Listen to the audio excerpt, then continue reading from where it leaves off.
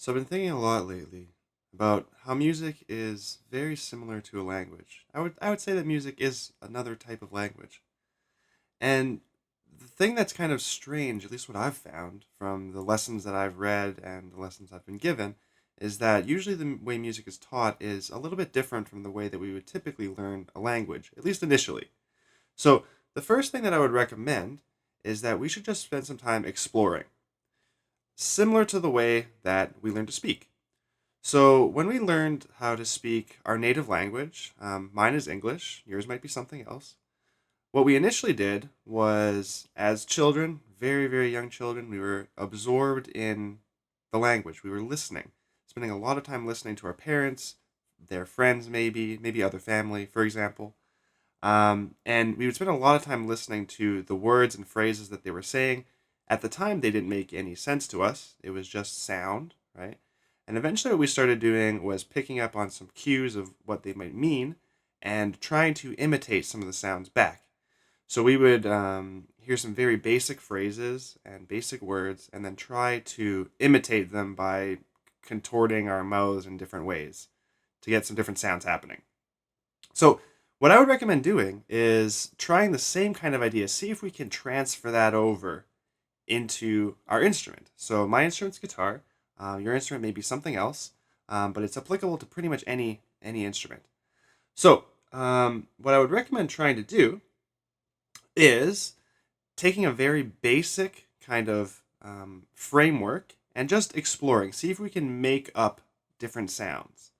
So I would take a very basic framework like a one chord vamp, for example, listening to one chord and trying out all possible 12 pitches across that one chord and see how they relate and try and make some observations about how each note sounds against the chord. And then what you might try doing is maybe taking all of those notes and writing them down and making some notes about which ones you think sound maybe good. Good's a subjective term versus I don't like to say bad because there aren't really any bad notes. There are more dissonant notes or more consonant notes. Make some observations about how you think they sound, or if they give you a certain, um, let's say, some type of emotional quality. Like if you can give it some type of descriptive word, like say it's a mysterious sound or it's a sad sound, things like this. If you can try to attribute those types of terms to them, that's a little bit more useful, I think, in a kind of musical context. So once you've done that, what you can do is maybe write down all the notes and maybe some observations about them. Another thing that I like to do is write down and kind of categorize which section they could kind of go into. So what I mean by section is if it's a note that sounds really close to the chord, that would be kind of in a first section. So, and then under that, what you could have is maybe notes that are adding a little bit new information. And then below that, maybe you could have some notes that don't really work too well most of the time.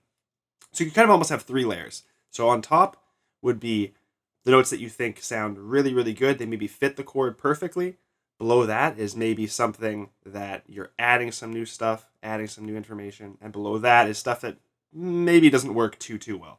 Maybe some stuff you want to avoid. Okay? And this will differ depending on the quality of the chord that you're playing over.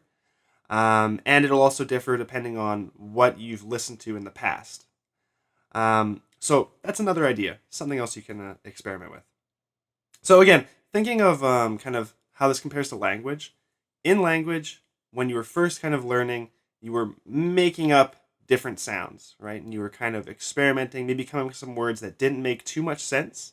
So what you want to try to do to experience that again is once you've found some of these notes, some of the ones that you think sound nice, maybe some of the ones that are maybe adding something new, try combining them.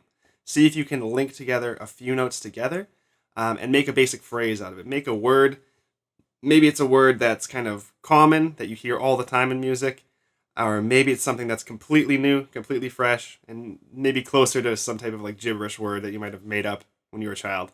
So give that a go. See how it is. It's again a little bit of a different approach, but again, I kind of think that this is a cool way to kind of explore not doing so much kind of theoretical kind of analysis or anything like that. Again, if you think of when we were learning, when you learn to speak, you learn to talk first before you ever learned anything about grammar, or or anything like nouns, pronouns, stuff like that. Like, you never learned any of that. You could already talk and keep conversation before you learned anything, any kind of grammar related stuff, or before you ever learned to read, for example.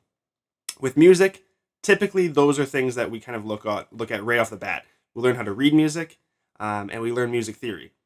And typically we're learning those before we can actually fluently speak. So again, maybe give a try to some of those different ideas. See how it goes. Don't be worried about making mistakes. Again, you're just exploring, kind of making stuff up, right? Um, Give it a shot. Let me know how it goes.